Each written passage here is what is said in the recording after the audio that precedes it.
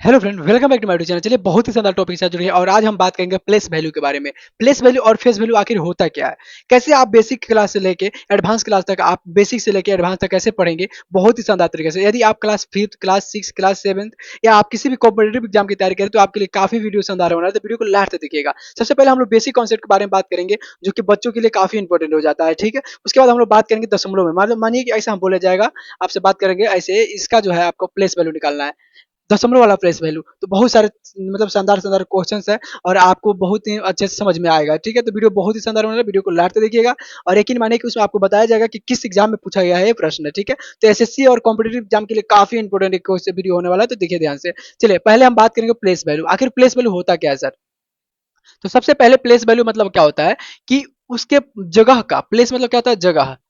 Place मतलब क्या होता है सर? जगह। जगह। अब वैल्यू मतलब क्या होता है? उसका मतलब स्थान। यानी जगह का जो वैल्यू है, जगह का जो मान है, जगह का जो मान है उसको हम क्या बोलते हैं? प्लेस वैल्यू, यानी स्थानीय मान।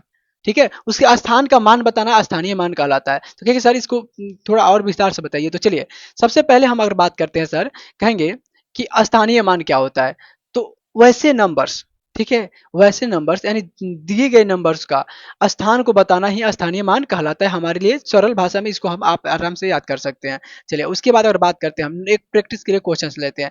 ऐसे हम बोले कि सर इसका बताइए स्थानीय मान निकालिए। क्या निकालिए सर? स्थानीय मान। तो उसको आखिर स्थानीय मान क्या होता है? स्थानीय मान कब देखिए, यहाँ पे क्या होता है ना, एक स्थानीय मान तो हो गया, उसके बाद यहाँ पे होता है प्लेस वैल्यू। प्लेस वैल्यू, ठीक है, एक होता है फेस वैल्यू। Face value. ठीक है, हम लोग पहले बेसिक क्लास को कर रहे हैं, क्योंकि बेसिक जानना बहुत जरूरी है। बेसिक तो आपको मालूम नहीं रहेगा तो फिर बड़ा कोई मतलब नहीं निकलेगा। इसको बोलते हैं स्थानीय मान। स्थानीय मान। सर इसको क्या बोलते हैं आपको मालूम है तो कमेंट बॉक्स में जरूर बताइए। फेस वैल्यू को क्या बोलते हैं? तो फेस वैल्यू को बोलते हैं सन्निकट मान। सन्निकट मान, ठीक है, सन्निकट मान, जो कि काफी इंपॉर्टेंट है आपके लिए। और इन दोनों चीजों को हम इस वीडियो में पढ़ेंगे। और ये बेसिक क्लास है, ठीक है, बेसिक क्लास है, इसमें बेसिक चीजों के बारे में बात किया जाएगा। तो चलिए, सबसे पहले इसका स्थानीय मान निकालना। तो स्थानीय मान निकालते कैसे है सर? तो सबसे पहले आप इसको ऐसे निकाल सकते हैं सर, इसको आप ऐसे निकाल सकते हैं सुंदर तरीका से, या आप इसको डायरेक्ट ऐसे लिख के 6 गुने 1 गुने आप 3 को 0 लिख के ऐसे 600 ऐसे लिख सकते हैं। ठीक है, तो हम लोग इस तरीके से निकालेंगे, जो कि काफी शानदार तरीके से निकलेगा। ठीक है, तो चलिए स्टार्ट करते हैं। सबसे पहले क्या है? 5 है सर। 5 दिख रहा है ना, तो 5 दिख रहा है तो 5 लिख दिए। मल्टीप्लाई करना है 1 से, सब में वैसे ही करना है। यहाँ पे देखिए 4 है तो 4 लिख दिए, 1 लिख दिए। 2 है तो 2 लिख दिए, 1 लिख दिए। 6 है तो 6 लिख दिए और 1 लिख दिए। ठीक है, सिंपल ना। अब देखिए 5 के इधर देखना है हम लोग को, ठीक है, कभी भी दाया देखना है। किधर? दाया। 5 के जो है दाएं साइड में कितना अंक है? एक भी अंक नहीं है तो एक भी जीरो नहीं लगेगा। यहाँ पे 5 हो गया। और बात करें 4 के बाद, 4 के इधर बाद, तो एक अंक है। कितना अंक है सर? एक अंक, तो एक जीरो लगेगा, 40 हो जाएगा। ठीक है, उसके आगे बात करें अब 2। 2 के बाद करें तो 2 के बाद कितना अंक है सर? 2 के बाद कितना अंक है? 1 और 2, तो 2 जीरो लग जाएगा सर, तो 200 हो जाएगा। ठीक है, उस तरह यहाँ पे 6 के बाद अगर बात करें तो 6 के बाद 1 2 3 अंक है, तो 1 2 3 को जीरो, यानी यहाँ पे हो जाएगा इसका सर 6000। ठीक है, तो आई होप कि आपको यहाँ पे बिल्कुल समझ में आ गया होगा। किससे इसको समझाया गया आपको कि 6 2 4 5 का स्थानीय मान निकालिए। अब यहाँ पे 2 का स्थानीय मान क्या है सर? 2 का स्थानीय मान यानी 100 पे। स्थानीय मान मतलब 100 पे, यानी इसका 100 पे कितना वैल्यू है इसका, उसी के बारे में पता करना होता है। आइए एक और एग्जांपल के साथ समझते हैं।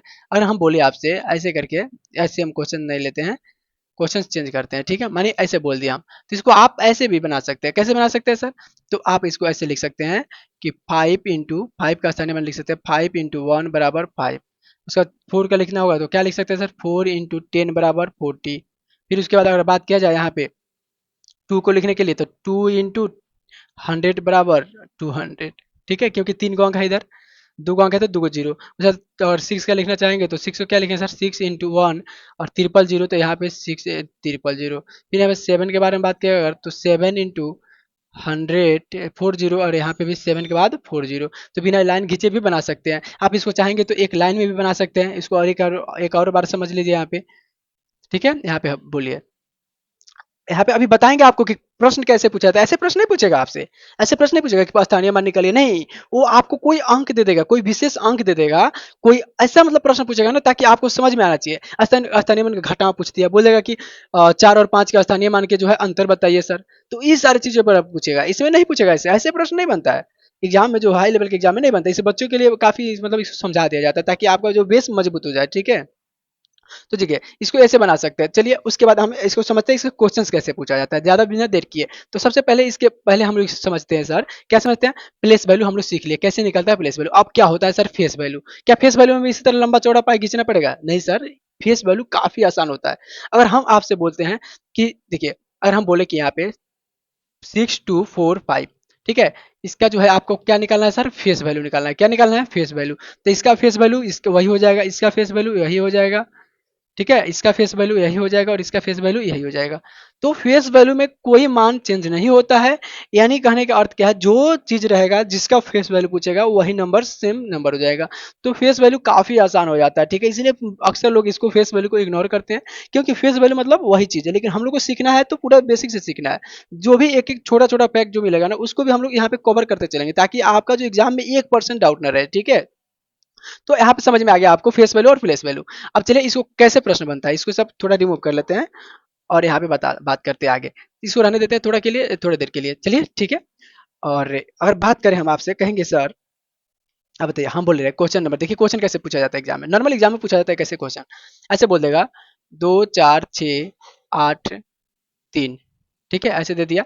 या के, ठीक है, के में 4 और 8 के स्थानीय स्थानीय मान का अंतर अंतर बताइए। आप देखिए सर क्या किया, क्वेश्चन सेम है, बस लॉजिक याद होना चाहिए आपको।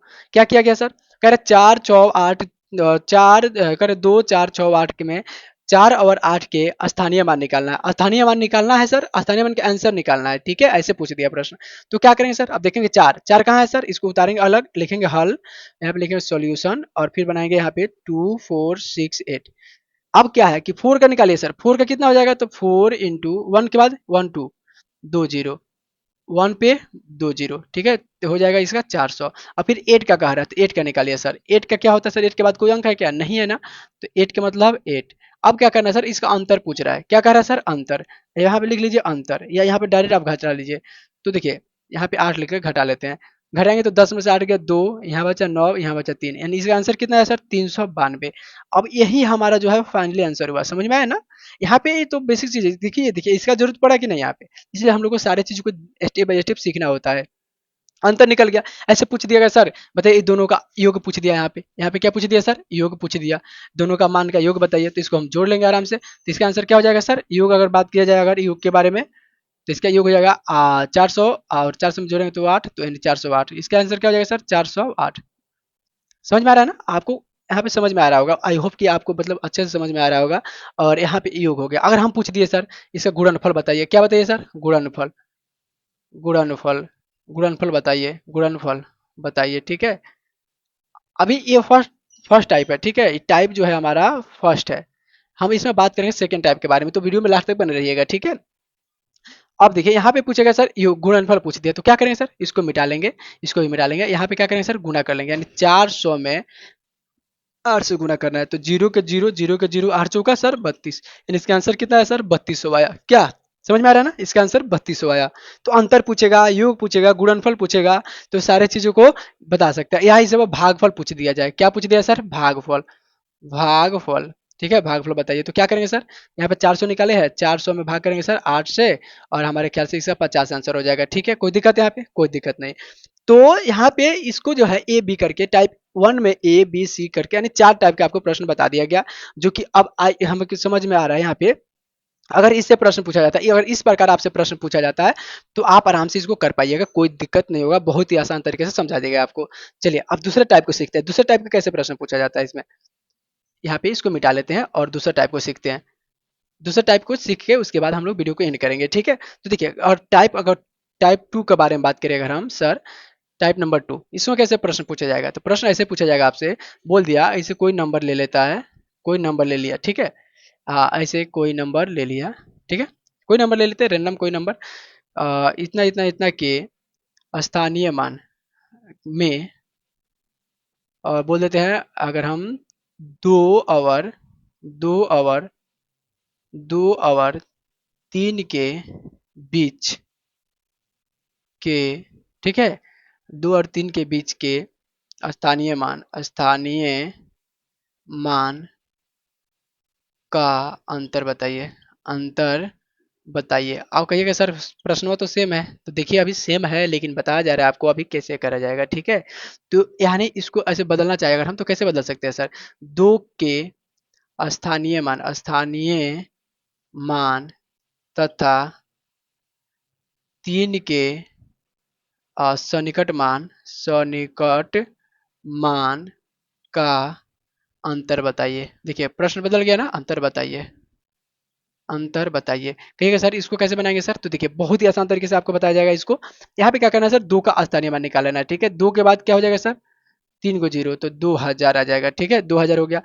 और तीन का कह रहा है सर, तीन का क्या कह रहा है सर, सन्निकट मान यानी फेस वैल्यू। तो यहाँ पे अंतर कह रहा है, तो तीन को घटा लीजिए सर, बचेगा यहाँ पे आपका 6, सॉरी सॉरी, 7991, यानी 1997 इसका आंसर आएगा। क्या आएगा सर, 1997। इस तरह अगर आपसे गुना पूछता है तो गुना कर लीजिएगा, जोड़ पूछता है तो जोड़ कर लीजिएगा, अगर भागफल पूछता है तो भाग कर लीजिएगा, ठीक है। तो आई होप कि आपको वीडियो पसंद आई होगी और आपको समझ में आ गया होगा स्थानीय मान। अगली वीडियो हम लोग बात करेंगे सर, नेक्स्ट पार्ट में हम लोग क्या बात करेंगे, तो हम लोग इसमें बात करेंगे कि ऐसे दशमलव वाला दिया रहेगा, इसका प्लेस वैल्यू कैसे निकालेंगे, इसका फेस वैल्यू कैसे निकालेंगे। तो इसके लिए आपको चैनल को सब्सक्राइब करके रखना है, कमेंट बॉक्स में जरूर लिखिएगा नेक्स्ट पार्ट। और अगर नेक्स्ट पार्ट लिखते हैं आप तो बहुत ही जल्द इसको आपका वीडियो मिल जाएगा, जो कि बहुत ही बेहतरीन तरीके से आपको समझाया जाएगा, ठीक है। तो चलिए मिलते हैं अगले वीडियो में, तब तक के लिए देखते रहिए और सीखते रहिए।